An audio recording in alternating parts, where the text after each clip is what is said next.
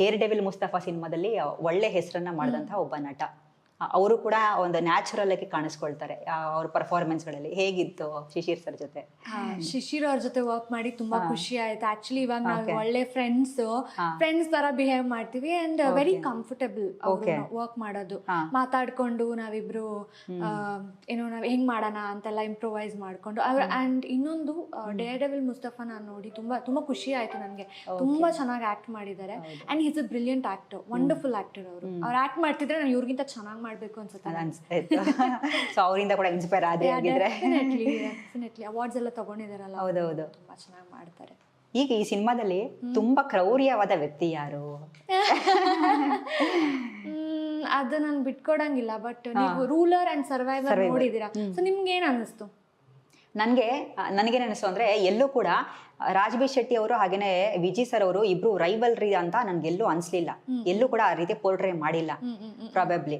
ಮತ್ತೆ ಆತರ ಅನ್ನಿಸ್ತು. ಇನ್ನೊಂದು ಎಲ್ಲೋ ವಿಜಯ್ ಸರ್ದು ಡ್ಯೂಯಲ್ ಶೇಡ್ ಇದೆಯಾ ಏನೋ ಅಂತ. ಅದು ಫಸ್ಟ್ ಒಂದು ಮುಖಕ್ಕೆ ಸುತ್ಕೊಂಡು ಬಟ್ಟೆ ಸುತ್ಕೊಂಡು ಒಂದು ಬರೋಂಥದ್ದು. ಅವ್ರ ಬಾಡಿ ಸ್ಟೈಲೇ ಬೇರೆ ರೀತಿ ಇದೆ. ಅವಾಗ ವಯಸ್ಸಾದ ನಂತರ ಸಾಲ್ಟ್ ಅಂಡ್ ಪೆಪ್ಪರ್ ಲುಕ್ಲಲ್ಲೇ ಬೇರೆ ರೀತಿ ಬಾಡಿ ಸ್ಟೈಲು. ಆ ರೀತಿ ಅನ್ನಿಸ್ತು. ನೀವೇ ಹೇಳ್ಬೇಕು ಇವಾಗ ನನ್ಗೆ. ಪ್ಯಾಕೇಜ್ ಇದು ಎಲ್ಲ ತರಾನು ಇದೆ ಈ ಸಿನಿಮಾದಲ್ಲಿ. ಇನ್ನೊಂದು ಕೆಲವೇ ದಿನಗಳಲ್ಲ ಬಂದ್ಬಿಡುತ್ತೆ. ನಾನ್ ಜಾಸ್ತಿ ಹೇಳಂಗಿಲ್ಲ.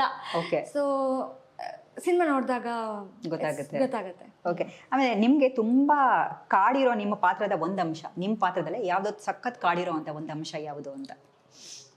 ಹೌದು, ಇಂಟರ್ವೆಲ್ ಬ್ಲಾಕ್. ನನಗೆ ಆ ಸೀನ್ ಹೇಳಿದ್ರೆ ಅದು ಚೆನ್ನಾಗಿರಲ್ಲ. ಬಟ್ ಆ ಸೀನ್ ನಾನು ಮಾಡಿದ್ಮೇಲೆ ನನಗೆ ಒನ್ ಹೋಲ್ ಡೇ ನಾನು ಡಿಸ್ಟರ್ಬ್ ಆಗಿದ್ದೆ. ಓಕೆ, ನನಗೆ ನೆಕ್ಸ್ಟ್ ಡೇ ಎದ್ದಾಗಲೂ ಕೂಡ ಅದು ನನ್ನ ತಲೆಯಿಂದ ಹೋಗ್ತಿರ್ಲಿಲ್ಲ. ಬಿಕಾಸ್ ಒಂದು ಸ್ಯಾಡ್ ಅಂದರೆ ಏನಂತಾರೆ, ದುಃಖ ಅನ್ನ ತುಂಬ ಫೀಲ್ ಮಾಡಿದಾಗ ಅದು ಹಂಗೆ ಕ್ಯಾರಿ ಆಗುತ್ತೆ ಕೆಲವೊಂದ್ಸತಿ ಆ್ಯಕ್ಟರ್ಸ್ಗೆ. ಅದು ನನಗೆ ಫಸ್ಟ್ ಎಕ್ಸ್ಪೀರಿಯನ್ಸ್ ಆಗಿದ್ರಿಂದ ನನಗೆ ಹೆಂಗೆ ಹ್ಯಾಂಡಲ್ ಮಾಡಬೇಕು ಗೊತ್ತಾಗಲಿಲ್ಲ. ಆ್ಯಂಡ್ ನನಗೆ ಅದು ಒನ್ ಹೋಲ್ ಡೇ ತುಂಬ ಡಿಸ್ಟರ್ಬ್ ಮಾಡ್ತು. ನನ್ನ ರಿಯಲ್ ಲೈಫಲ್ಲಿ ಆಯ್ತೇನೋ ಈ ಒಂದು ಇನ್ಸಿಡೆಂಟು ಅನ್ನೋ ಥರ. ಬಟ್ ಸ್ಲೋ ಆಗಿ ನಾನು ಅದರಿಂದ ಆಚೆ ಬಂದೆ ಆ್ಯಂಡ್ ಕಲ್ತ್ಕೊಂಡೆ ಅದನ್ನ ತೊಗೊಂಡು ಹೋಗ್ಬಾರ್ದು ಮನೆಗೆ, ಅಲ್ಲೇ ಬಿಟ್ಟು ಹೋಗ್ಬೇಕು. ಡ್ಯಾಡಿ ಏನಾದ್ರು ಹೇಳ್ಕೊಟ್ರಾ? ಅಂದ್ರೆ ಈ ರೀತಿ ಏನಾದ್ರು ಹೇಳಿದ್ದಾರೆ ಆ ಪಾತ್ರನ ಹೇಗೆ ನಾವು ಕ್ಯಾರೆಕ್ಟರ್ನ ಅಲ್ಲೇ ಬಿಟ್ಟು ಬರಬೇಕು ಅನ್ನೋದನ್ನ. ಓಕೆ, ಯಾವಾಗಿಂದ ಇಂಡಸ್ಟ್ರಿಗೆ ಬರಬೇಕು ಅಂತ ನಿಮ್ಗೆ ಆಸೆ ಇತ್ತು? ಚಿಕ್ಕ ವಯಸ್ಸಿಂದನಾ? ಬಹುಶಃ ಚಿಕ್ಕ ವಯಸ್ಸಿಂದ ಇತ್ತು. ಬಟ್ ಹೇಳ್ಕೊಳಕ್ ಒಂದ್ ಸ್ವಲ್ಪ ಹಿಂಸೆ ಮನೇಲಿ, ಅಂದ್ರೆ ಭಯ ಆಗ್ತಿತ್ತು ನನ್ಗೆ. ಅಪ್ಪ ಅಷ್ಟು ಓದೋದ್ರ ಕಡೆ ಗಮನ ಕೊಡಿ ಅಂತ ಯಾವಾಗ್ಲೂ ಹೇಳೋರು. ಅಂಡ್ ಕಾಲೇಜ್ ಲೆವೆಲ್ ಬಂದಾಗ ಹೇಳ್ಕೊಂಡೆ, ಅಲ್ಲಿಂದ ಓದೋದ್ ಮುಗ್ಸು, ಡಿಗ್ರಿ ಮುಗ್ಸು, ಆಮೇಲೆ ನೋಡೋಣ ಅಂತ ಹೇಳಿದ್ರು. ಬೇಗ ಮುಗಿಸಿ ಬಂದ್ರೆ ನಾನು ಇಂಡಸ್ಟ್ರಿಗೆ ಬರ್ತೀನಪ್ಪ, ನಾನು ಸಿನಿಮಾ ಮಾಡ್ಬೇಕು ಅಂತ ನೀವು ಹೇಳಿದಾಗ ನಿಮ್ ತಂದೆಯವ್ರ ಹತ್ರ ಫಸ್ಟ್ ರಿಯಾಕ್ಷನ್ ವಿಜಯ್ ಸರ್ದ್ ಏನಿತ್ತು ಅಂತ? ಬೇಡ ಅಂತಾನೆ ಹೇಳಿದ್ದು ಸ್ಟಾರ್ಟಿಂಗ್. ಬರೋದ್ ಬೇಡ ನನ್ಗೆ ಪರ್ಸನಲಿ ಬೇಡ ಅಂತ. ಬಟ್ ಹಂಗಂತ ಅವರು ಅದನ್ನೇ ಸಾಧಿಸ್ಕೊಂಡ್ ಬರ್ಲಿಲ್ಲ. Is very supportive father. ಆಯ್ತು, ನಿನ್ನ ಕನ್ಸು ನಿನ್ನ ಆಸೆ ಅದ್ರಲ್ಲಿದ್ರೆ ಮಾಡು, ತೊಂದರೆ ಇಲ್ಲ. ಬಟ್ ಒಳ್ಳೆ ರೀತಿಯಲ್ಲಿ ಇರು, ಒಳ್ಳೆ ತರ ಉಳಿಸ್ಕೊಂಡು ಹೋಗು.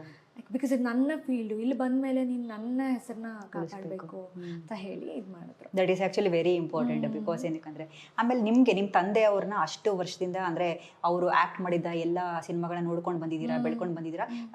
ಪರ್ಸ್ನಲಿ ಕೇಳಬೇಕು ಅಂದ್ರೆ ವಿಜಯ್ ಸರ್ದ್ ಯಾವ ಒಂದು ಕ್ವಾಲಿಟಿ ರೀತಾನಿ ಅವ್ರಿಗೆ ಬಂದಿದೆ ತುಂಬಾ, ಅಥವಾ ನೀವು ಕಲ್ಟಿವೇಟ್ ಮಾಡ್ಕೊಂಡಿದ್ದೀರಾ ಅದನ್ನ? ಸಿನಿಮಾಗಳೆಲ್ಲ ನೋಡಿರೋದ್ರಿಂದ ಅಥವಾ ಇಂಡಸ್ಟ್ರಿನಲ್ಲಿ ಇರೋದ್ರಿಂದ ಅವರು ಡಿಸಿಪ್ಲಿನ್, ಅವ್ರ ಹಾರ್ಡ್ ವರ್ಕ್, ಮತ್ತು ಅವ್ರು ಯಾವಾಗ್ಲೂ ಫೋಕಸ್ಡ್ ಆಗಿರ್ತಾರೆ. ಈಗ ಅವ್ರು ಸಿನಿಮಾ ಬಿಟ್ಟು ಬೇರೆ ಏನೂ ಜಾಸ್ತಿ ಯೋಚನೆ ಮಾಡಲ್ಲ. ಅದಕ್ಕೇನೆ ನಾನು ಅನ್ಕೋತೀನಿ ಇವ್ರು ಹೆಂಗ್ ಡೈರೆಕ್ಷನ್ ಮಾಡ್ತಾರೆ, ಹೆಂಗ್ ಆಕ್ಟ್ ಮಾಡ್ತಾರೆ. 2 ಹಿಟ್ ಕೊಟ್ರು ಬ್ಯಾಕ್ ಟು ಬ್ಯಾಕ್, ಸಲಾಗ ಭೀಮಾ ಅಂತ. ಲಿರಿಸಿಸ್ಟ್ ಬೇರೆ, ಪ್ರೊಡಕ್ಷನ್ ಮಾಡ್ತಾರೆ, ಸುಮಾರು ಕೆಲಸಗಳು. Is always involve. ಅದು ಬಿಟ್ರೆ ಅವ್ರ ಫಿಟ್ನೆಸ್ ಹೆಂಗಪ್ಪ ಇದು ಅಂತ. ಸೊ ಅದು ನಾನು ಇನ್ನೂ ಅದನ್ನ ಕಲ್ತ್ಕೋತಾ ಇದ್ದೀನಿ, ಅದ್ರಿಂದ ಇನ್ಸ್ಪೈರ್ ಆಗಿದ್ದೀನಿ. ಬಟ್ ಹಂಗ್ ಮಾಡ್ತೀನಿ ಅಂತ ಹೇಳಂಗಿಲ್ಲ, ಕಲಿತಾ ಇದೀನಿ. ಮುಂದಕ್ಕಾಗುತ್ತೆ.